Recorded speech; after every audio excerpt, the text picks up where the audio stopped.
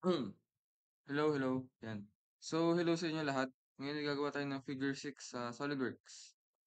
So, gawa tayo ng bagong document. Gamit natin ng inch. Yan. So, sketch na tayo. Gawa tayo ng line, front plane.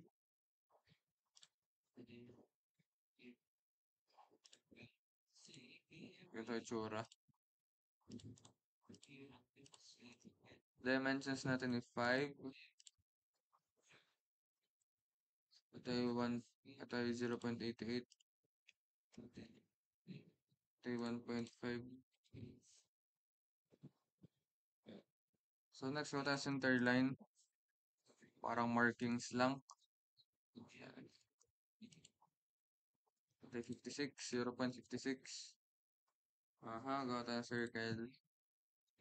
And then, isa pa ring circle.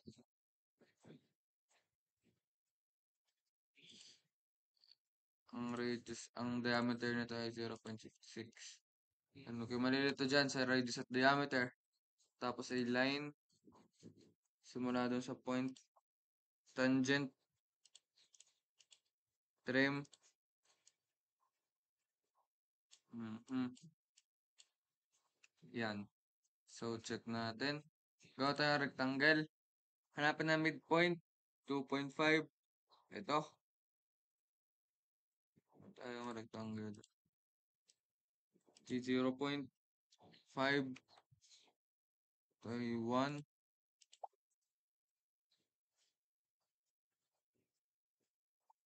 Check natin. Tapos features.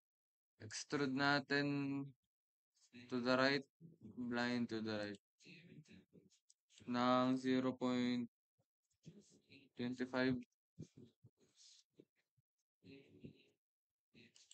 Yan. Next, ikot tayo orbit. Scroll button, hold nyo. Sa likod, sketch. Gawa tayo ng rectangle dito. Yan. Ang dimension nito ay 1.5. Height ay 0.25.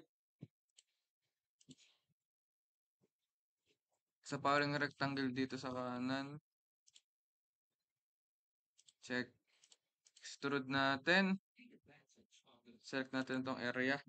Ito ay 0.63. 0.63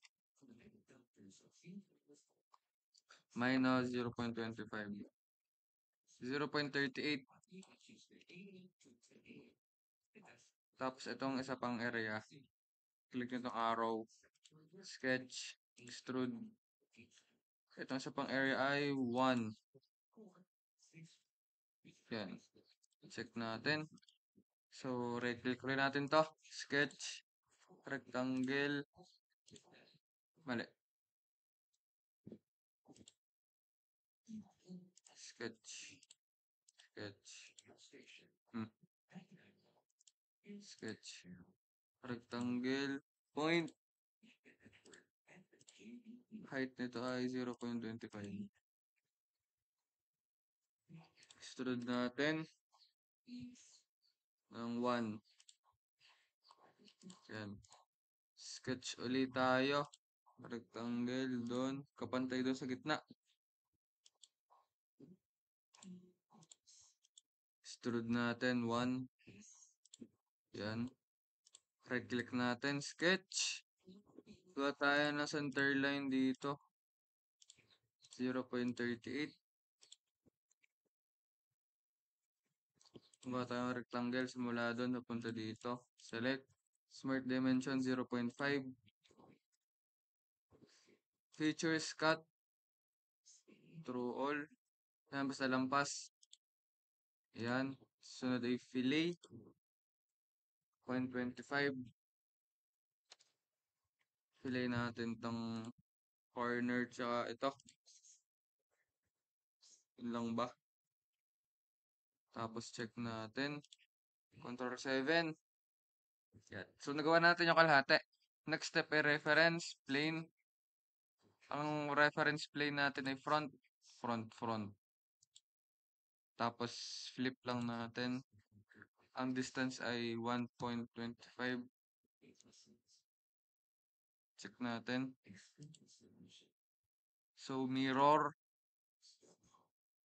face plane 1. Itong ginawa natin. Tapos bodies. Bodies to mirror. Click natin itong buo. Check. Control 7 natin. Right click plane. Hide. So, yun. Tapos na.